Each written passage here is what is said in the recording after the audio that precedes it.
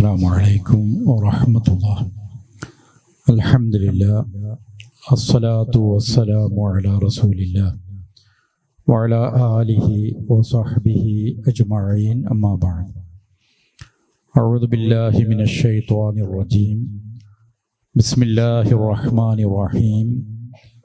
يا أيها الذين آمنوا كتب عليكم الصيام كما كتب على الذين من قبلكم ലഅല്ലക്കും തത്തഖൂൻ.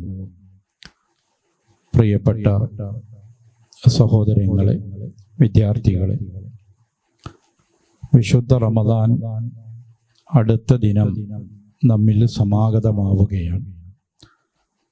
ഈ സന്ദർഭത്തിൽ വ്രതാനുഷ്ഠാനത്തെ സംബന്ധിച്ചുള്ള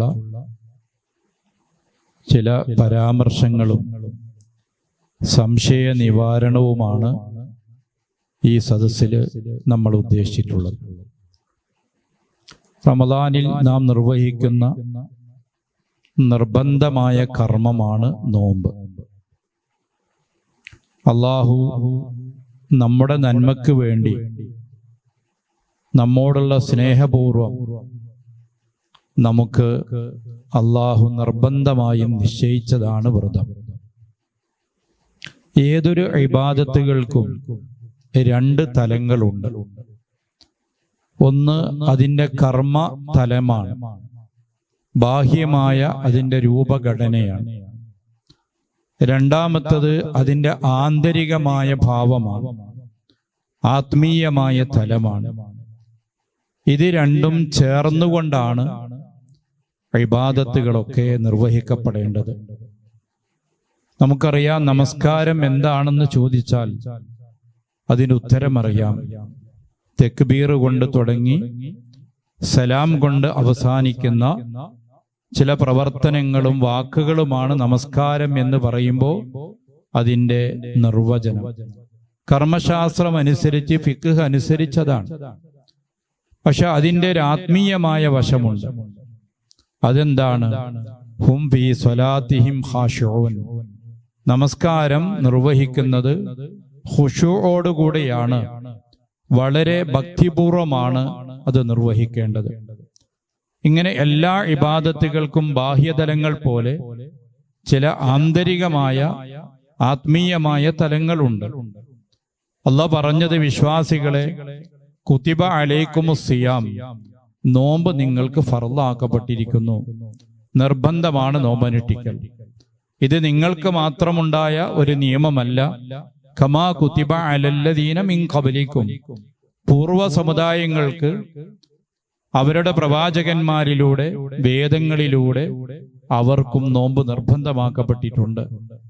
നോമ്പ് കൊണ്ട് ഉദ്ദേശിക്കപ്പെടുന്ന മുഖ്യമായ ലക്ഷ്യം ആ ആയത്തിന്റെ അവസാന ഭാഗത്ത് അല്ലാഹ് പറഞ്ഞു, ലഅല്ലക്കും തത്തഖൂൻ, തഖ്വയുണ്ടായിരിക്കുക, തഖ്വയുള്ളവരായി, ഭക്തിയുള്ളവരായി, സൂക്ഷ്മതാബോധമുള്ള ജീവിതം നമ്മുടെ ജീവിതത്തിലേക്ക് ലഭിക്കുക. ഇതാണ് വ്രതാനുഷ്ഠാനത്തിലൂടെ പ്രഥമമായും പ്രധാനമായും ലക്ഷ്യമാക്കപ്പെടുന്നത്. വ്രതത്തിലൂടെ നാം ലക്ഷ്യമാക്കുന്നത് തഖ്വയുള്ള ഒരു ജീവിതം നമുക്ക് രൂപപ്പെടുത്തിയെടുക്കുവാനാണ്. അതോടൊപ്പം അതിലൂടെ അല്ലാഹു വാഗ്ദാനം ചെയ്തിട്ടുള്ള നിരവധി പ്രതിഫലങ്ങളുണ്ട്, പുണ്യങ്ങളുണ്ട്. അതൊക്കെ പരലോകത്ത് നമുക്ക് അനുഗ്രഹീതമായി അല്ലാഹു തരികയും ചെയ്യും.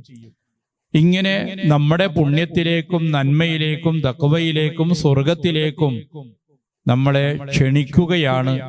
അതിലേക്ക് നമുക്ക് എത്തിക്കുവാനുള്ള ഒരു അവസരമാണ് വ്രതാനുഷ്ഠാനത്തിലൂടെ നമുക്ക് ലഭിച്ചത്.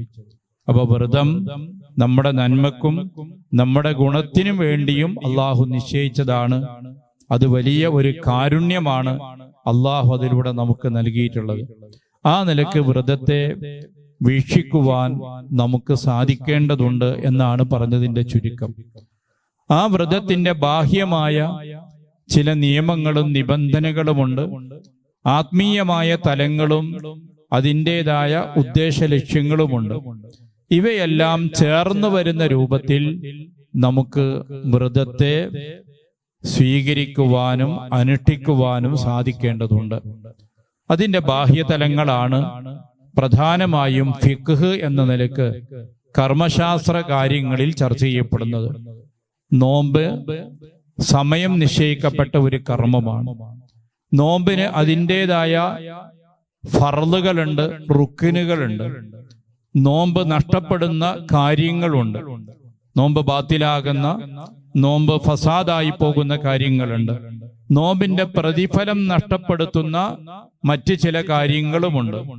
നോമ്പിന് ചില മര്യാദകളുണ്ട്, ആദാബുകളുണ്ട്. നോമ്പ് അനുഷ്ഠിക്കുന്നവൻ ശ്രദ്ധിക്കേണ്ട ചില കാര്യങ്ങളുണ്ട്. അതിനോടനുബന്ധമായ ചില നിർദ്ദേശങ്ങളും ഉപദേശങ്ങളും ഉണ്ട്. ഇവയെല്ലാം ചേർന്ന് വരുമ്പോഴാണ്, അതെല്ലാം പരിഗണിച്ച് അറിഞ്ഞുകൊണ്ട് അനുഷ്ഠിക്കുമ്പോഴാണ് ഒരു നോമ്പ് അതിൻ്റെ ശരിയായ രൂപത്തിലുള്ള ഇബാദത്തായി മാറുന്നത്. ഏതൊരു ഇബാദത്തും നമ്മൾ നിർവഹിക്കുമ്പോൾ കൃത്യമായ അറിവിന്റെ അടിസ്ഥാനത്തിലായിരിക്കണം നിർവഹിക്കുന്നത്. ആളുകൾ ചെയ്യുന്നത് കണ്ട് അനുകരിക്കുന്ന രൂപത്തിലായിക്കൂടാ. പല കഥകളുടെയും അടിസ്ഥാനത്തിൽ പല ഇബാദത്തുകളും രൂപപ്പെട്ടു വരാറുണ്ട്. അങ്ങനെ ഐതിഹ്യങ്ങളുടെയോ കഥകളുടെയോ അടിസ്ഥാനത്തിലല്ല, മറിച്ച് സ്വീകാര്യമായ പ്രമാണങ്ങളുടെ അടിസ്ഥാനത്തിലായിരിക്കണം. പരിശുദ്ധ ഖുർആനിൽ ഈ ഇബാദത്തിനെ കുറിച്ച് എന്ത് പറഞ്ഞു? റസൂലുള്ളാഹി സ്വല്ലല്ലാഹു അലൈഹി വസല്ലം ഈ ഇബാദത്തിനെ കുറിച്ച് എങ്ങനെയാണ് നമുക്ക് മനസ്സിലാക്കി തന്നത്? അവിടുത്തെ സഹാബികൾ ഈ ഇബാദത്തിനെ കുറിച്ച് എന്തൊക്കെയാണ് പറഞ്ഞതും വിശദീകരിച്ചതും തുടങ്ങിയുള്ള കാര്യങ്ങളൊക്കെ മനസ്സിലാക്കിക്കൊണ്ട് ശരിയായ ഒരു അറിവിന്റെ അടിസ്ഥാനത്തിൽ ഒരു ഇബാദത്ത് നിർവഹിക്കുവാൻ നമ്മൾ ശ്രദ്ധിക്കുകയാണ് വേണ്ടത്. അപ്പോഴാണ് നാം ചെയ്യുന്ന ഇബാദത്ത് അള്ളാഹുവിന്റെ അടുക്കൽ പ്രതിഫലം അർഹിക്കുന്ന ശരിയായ ഒരു കർമ്മമായി നമുക്ക് പ്രതീക്ഷിക്കാൻ സാധിക്കുന്നത്. അത്തരത്തിൽ നമ്മുടെ ഈ ഇബാദത്ത് അതിന്റെ ഭംഗിയും വൃത്തിയും ഉദ്ദേശ ലക്ഷ്യങ്ങളും ഉൾക്കൊള്ളുന്ന രൂപത്തിൽ, എന്നാൽ അത് ബാത്തിലാകുന്ന കാര്യങ്ങൾ വരാതിരിക്കണം. അതിന്റെ നന്മകൾ ഉണ്ടാകാൻ വേണ്ടതെല്ലാം ചേർന്നിരിക്കുകയും ചെയ്യണം. ഈ രൂപത്തിൽ ഒരു ഇബാദത്ത് എങ്ങനെയാണോ നിർവഹിക്കേണ്ടത് അതിനെ സംബന്ധിച്ചുള്ള ഒരു പരസ്പരമുള്ള സംസാരമാണ് നമ്മൾ ഈ സന്ദർഭം ഉദ്ദേശിക്കുന്നത്. എൻ്റെ അറിവിന്റെ പരിധിയിൽപ്പെടുന്ന കാര്യങ്ങൾ അള്ളാഹുവിന്റെ തൗഫീഖ് ഉണ്ടെങ്കിൽ നമുക്ക് പരസ്പരം പങ്കുവെക്കാം എന്നാണ് ഈ സന്ദർഭം സൂചിപ്പിക്കാനുള്ളത്. അല്ലാഹു അഅലം.